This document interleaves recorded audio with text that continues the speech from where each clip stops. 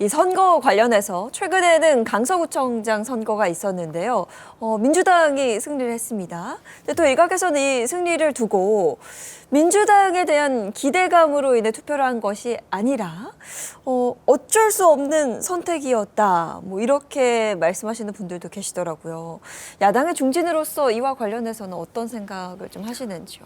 통상적으로 그런 기초단체장 또 이런 전국 선거가 아닐 때 하는 경우는 투표율이 낮거든요. 예. 네. 일단 투표율이 낮아요. 근데 그때 거의 40% 넘었죠. 관심이 많았습니다. 저도 그때 깜짝 놀랐습니다. 저도 그 지원 유세도 가고 그랬었는데 그때 저는 선거 운동하면서 이제 이건 거의 20% 정도의 격차가 나겠다라는 거를 현장에서 이렇게 느꼈어요. 그래서 제가 이제 국민의힘 아는 분한테 그쪽에서는 어느 정도 예상하냐 했더니 한 7, 8% 정도서 현장에 가봐라. 그렇지 않다네. 그런 얘기를 했던 기억이 나는데 그때는 명확하게 후쿠시마 오염수 또 거기다가 뭡니까 뭐 홍범도 장군 뭐 이런 문제들을 윤석열 대통령이 들고 나오거나 뭐 잘못 처리하면서 정말 이 국민들이 화가 나 있었던 것 같아요. 네. 그래서 이건 정말 우리 국민들의 지금 이 민심을 이 표로 알려줘야 되겠다. 네. 그게 이제 강서구청장 선거였다고 생각합니다. 그래서 저는 뭐 우리 민주당 아까 말씀하신 대로 우리 뭐 민주당에 대한 어떤 기대 이것도 있지만 아마 그 훨씬 더 그런 것들이 많이 작용하지 않았나 이렇게 보고요. 그 이후로 저는 그 당시에 강서 구민들의 어떤 표심 이게 지금까지 계속되고 있다 이렇게 생각하지 않습니다. 그때보다는 조금 그 열기가 조금 낮아지지 않았나 이런 생각을 하고 있습니다. 예. 네.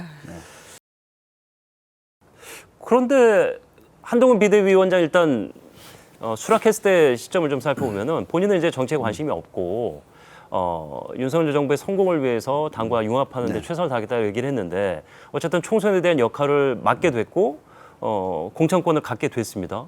근데 자연스럽게 그러다 보니까 이제 뭐 차기 대선 후보 노리는 거 아니야? 국회의원 따위 뭐 없이 사실 그 윤석열 대통령도 정치 그 경력은 미천하지만 되돌아보면 또 민주계에서 등용이 되고 거기서 이름을 알린 다음에 진영을 바꿔서 대통령이 바로 된 거잖아요. 그럼 이제 한동훈도 안 될 게 없겠다. 그럼 다음 대선에 한동훈을 밀어서 정권을 이어가는 거 아니냐? 뭐 이런 시각까지 좀 비약적인 그 짧은 시간 안에 여론은 그렇게 좀 나오는 것 같아요. 한동훈 그 비대위원장 법무부 장관으로 국회에 와서 답변하는 거 네. 아마 보수 진영에 있는 분들은 뭐 시원하다 이렇게 받아들일지 모르지만 저는 거의 뭐 민주주의에 대한 이 모욕을 하고 있다 이렇게 많이 받아들였습니다. 그러니까 저는 한동훈 법무부 장관 지금 비대위원장 생각을 하면 이분은 국회에 와서 아주 그냥 거의 막말 가깝게 야당을 비판하고 이게 국회를 무시하고 이거 외에 한 일이 뭐가 있을까? 정치인의 모습을 좀 많이 보여줬다 이런 지적을 많이 받긴 했죠. 예. 저는 그것을 국민들이 다 알고 있다고 생각합니다. 물론 이제 앞으로라도 저는 뭐 잘해주길 바랍니다. 그래서 한동훈 비대위원장도 진짜 그런 모습, 네. 싸나운 검사의 모습, 정치 검찰의 모습 네. 이걸 넘어서서 정말 이 국민들 이 어렵게 살아가는 서민들, 중산층 이런 분들 아픔과 함께 공감하면서 우리한테 희망을 만들어주는 그렇게 갔으면 좋겠어요. 그래서 서로 선의의 경쟁을 하고 그래서 국민을 더 편안하게 하고 정말 국민들이 좀 희망을 갖게 하는 이런 선의의 경쟁을 했으면 좋겠는데 네. 아직까지는 저는 뭐 기대가 그렇게 많이 되지는 않습니다. 예. 뭐 저희가 오늘 총선 관련해서 다양한 이슈들 뭐 이렇게 깊게 한번 살펴봤는데요. 사실 지금 현 시점에서 대한민국이 직면한 문제들이 굉장히 많습니다. 뭐 저출산, 경기 침체, 양극화, 우리 국민들이 굉장히 힘들어하고 있다는 걸 누구보다 잘 알고 계실 텐데 이 같은 문제들에 대해서 민주당은 어떤 구체적인 해결 방안을 가지고 있는지 많은 고민을 하고 있을 텐데요. 그러니까 이제 사실 국가적으로 지금 가장 중요한 저는 과제로 저출생 고령화, 네. 그다음에 균형 발전, 그다음에 또 노동 개혁 이런 게 있습니다. 노동 시장의 양극화 문제죠. 예.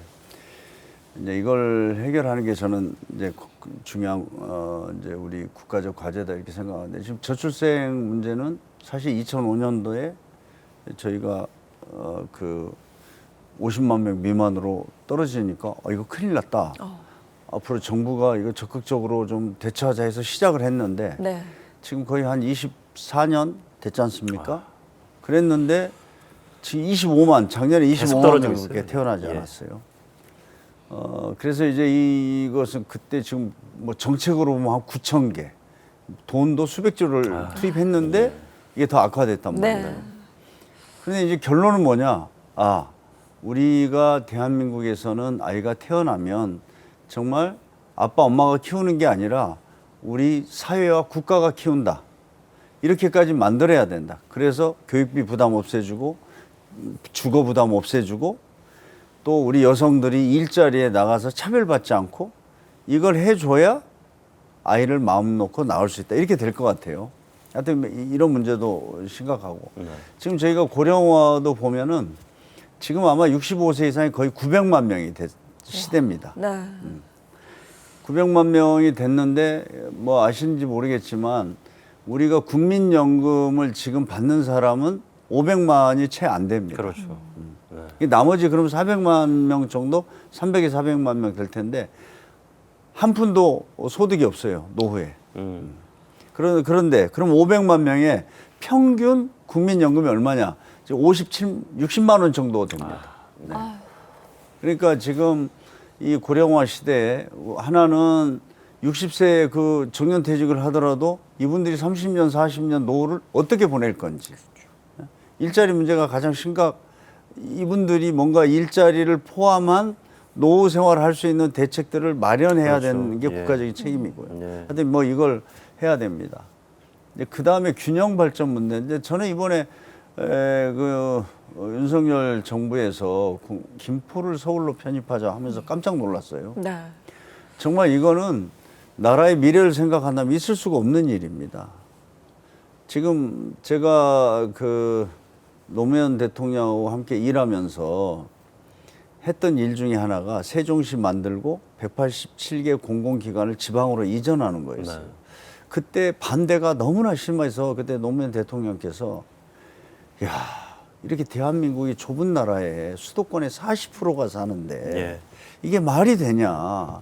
그러니까 옮겨야 된다. 이런 얘기를 했는데 지금 25년 지난 지금 수도권에서 54%가 살고 있습니다. 네. 그래서 지금 지방에 가보면은 정말 인구 소멸이라고 하지 않습니까? 네. 이제 태어난 사람보다 더 돌아가시는 분들이 훨씬 많고 그래서 인구가 줄어가는 이게 지금 그 100개에 가까워졌어요. 군이. 그러니까 거의 거기다가 지금 우리 농촌만 보더라도 지금 농촌에서 일하는 분의 주력 하신 농사를 짓는 분들이 70세입니다. 그럼 앞으로 10년 후에 그럼 우리 농촌은 누가 지킬 건지. 그렇죠. 그래서 참 이런 문제들도 저희가 정말 심각하게 봐야 되고 제가 마지막으로 노동시장의 양극화 문제를 하는데요. 우리나라에서는 대기업, 공무원, 공기업 이게 지금 2천만 우리 그 임금 노동자 중에서 약 400만 명 정도가 여기에 해당합니다. 대기업과 공기업과 나머지는 이 격차가 너무 심해요. 그러니까 대기업하고 중소기업이 옛날에는 그냥 거의 차이가 없었다면 지금은 거의 5, 60%, 비정규직이 한 40%. 네. 이걸 우리가 해결해야 됩니다.